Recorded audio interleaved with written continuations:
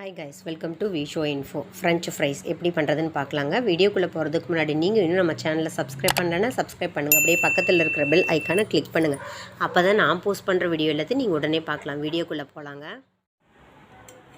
பாருங்கள், இந்த மாதிரி ஃப்ரெஞ்சு ஃப்ரைஸுக்கு இந்த மாதிரி தோல் நல்லா நீட்டாக எடுத்துக்கணுங்க. கழுவி வச்சாச்சுங்க. பாருங்கள், இந்த மாதிரி நீட்டாக தோல் எடுத்து வச்சுக்கணுங்க. இப்போது ஒரு கப்பில் தண்ணி எடுத்து வச்சுருக்கணுங்க. அந்த தண்ணியில் தான் இப்போ நம்ம கட் பண்ணதை போட போகிறோம். கட் பண்ணிக்கலாங்க. ஃப்ரெஞ்சு ஃப்ரைஸ் நல்லா ஷேப்பாக வர்றதுக்காக இந்த கார்னர்ஸ் எல்லாம் கட் பண்ணிடலாங்க. இதை போட்டால் ஒன்றும் தப்பில்லைங்க. ஆனால் நம்ம குழந்தைங்க கடையில் ரெஸ்டாரண்ட்டில் கொடுக்குற மாதிரி ஆசைப்படுவாங்க இல்லைங்களா, அதுக்காக பாருங்கள் இந்த மாதிரி பீஸை நம்ம வெட்டிக்கணும். இதை வந்து ஓரளவுக்கு தின் பீஸாக திக்காக போட்டுக்கணுங்க.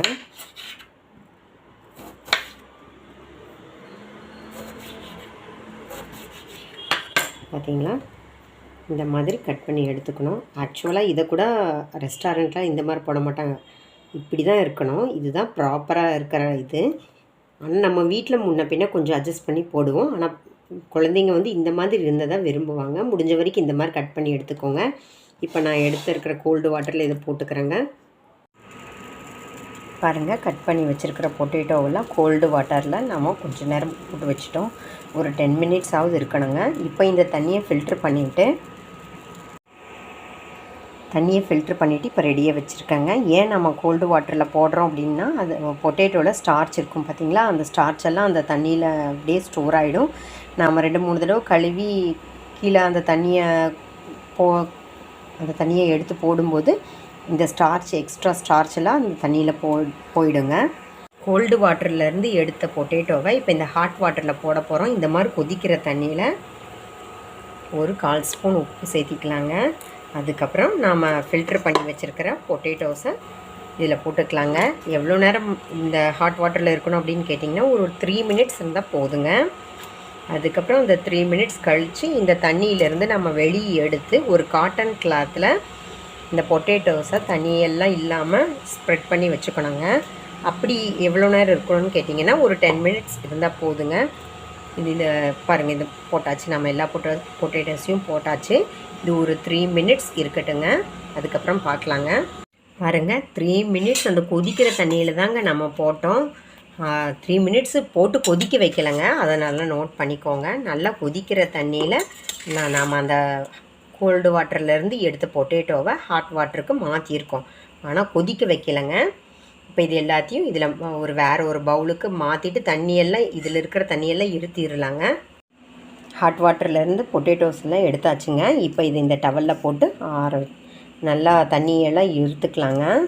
தண்ணியே இல்லாமல் ட்ரை ஆனதுக்கப்புறம் நாம் எடுத்து பொரிக்கலாங்க.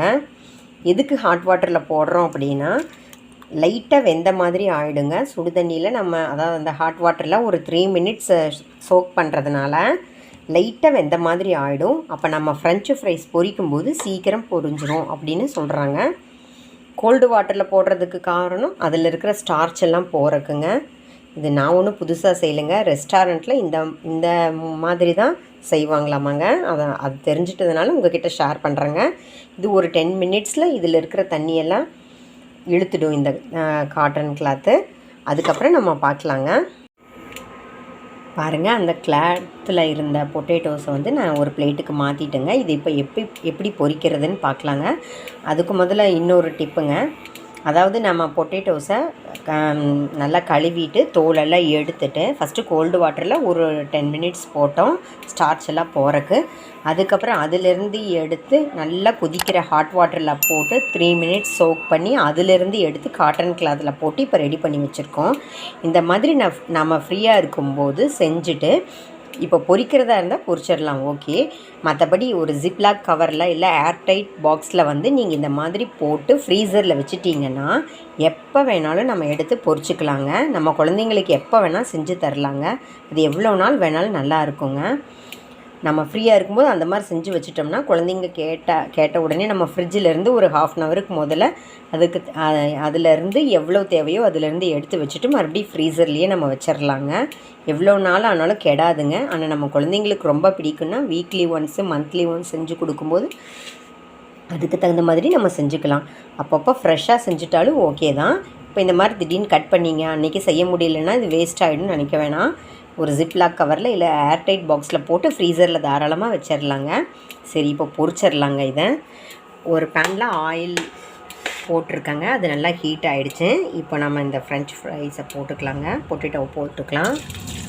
நல்லா ஹீட் ஆன உடனே போட ஆரம்பிச்சிடலாங்க. ஒவ்வொருத்தர் மீடியம் ஃப்ளேமில் போட்டுட்டு கொஞ்சம் வெந்த உடனே எடுத்துட்டு அப்புறம் செகண்ட் பாயில் பண்ணுவாங்க.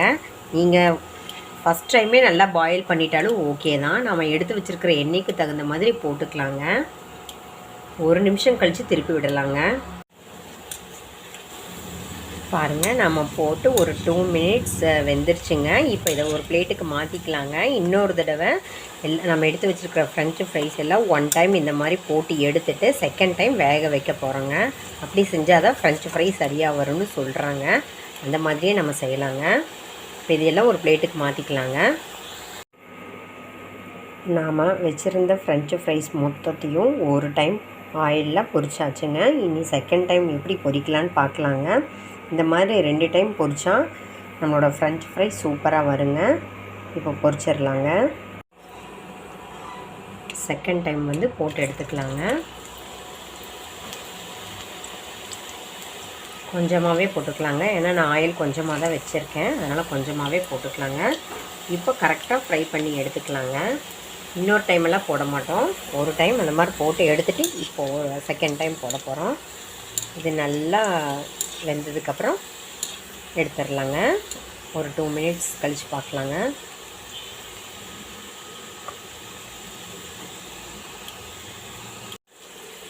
ஃப்ரெஞ்ச் ஃப்ரைஸ் நல்லா வெந்துருச்சுங்க. இப்போ இது ஒரு பிளேட்டுக்கு மாற்றிக்கலாங்க.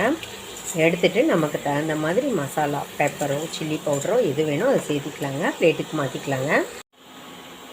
பாருங்கள், ஃப்ரெஞ்சு ஃப்ரைஸு ரெடி ஆகிடுச்சு. இப்போ இதில் நம்ம மசாலாலாம் மிக்ஸ் பண்ணிக்கலாங்க. நமக்கு தேவையான சில்லி பவுட்ரு சேர்த்துக்கலாங்க. உங்களுக்கு எந்த மசாலா பிடிக்குதோ அது சேர்த்துக்கலாம். ஆனால் யூஸ்வலாக ஃப்ரெஞ்ச் ஃப்ரைனாலே சில்லி பவுடர், பெப்பர், சால்ட் இவ்வளோ தான் போடுவாங்க. உங்களுக்கு எது பிடிக்குதோ அது நீங்கள் சேர்த்திக்கோங்க. பெப்பர் சால்ட்டு மட்டும் போடலாம், சில்லி பவுட்ரு சால்ட்டு மட்டும் போடலாம். இப்போ நான் ரெண்டுமே மிக்ஸ் பண்ணி போட்டு காமிக்கிறேங்க உங்களுக்கு. அவ்வளோதாங்க, நம்ம மிக்ஸ் பண்ணி சாப்பிட்டா ஃப்ரெஞ்சு ஃப்ரை ரெடிங்க. பாருங்கள், ஃப்ரெஞ்சு ஃப்ரைக்கு நமக்கு விருப்பம் இருந்தால் இந்த மாதிரி டொமேட்டோ கெச்சப் கூட வச்சு சாப்பிட்லாங்க. சூப்பராக இருக்குங்க. இது அவசியமாக வச்சு சாப்பிட்லான்னு கேட்டால் அப்படி இல்லைங்க. நமக்கு விருப்பம் இருந்தால் தாராளமாக நம்ம கூட வச்சு சாப்பிட்லாங்க. சூப்பராக செமையாக நம்மளோட ஃப்ரெஞ்சு ஃப்ரை நல்லா ரெடி ஆகிடுச்சுங்க. ஸ்பைசியான ஃப்ரெஞ்சு ஃப்ரை வீட்லேயே நம்ம ரெடி பண்ணிட்டோங்க. ஹோட்டலுக்கு, ரெஸ்டாரண்ட்டுக்கு போய் தான் சாப்பிடணும்னு எந்த அவசியம் இல்லைங்க. நாமளே ட்ரை பண்ணிக்கலாங்க வீட்டில். என்னங்க, இந்த ரெசிபி உங்களுக்கு பிடிச்சிருந்தா லைக் பண்ணுங்கள், ஷேர் பண்ணுங்கள், கமெண்ட் பண்ணுங்கள். ஞாபகமாக சப்ஸ்கிரைப் பண்ணுங்கள். ஓகே, பாய்.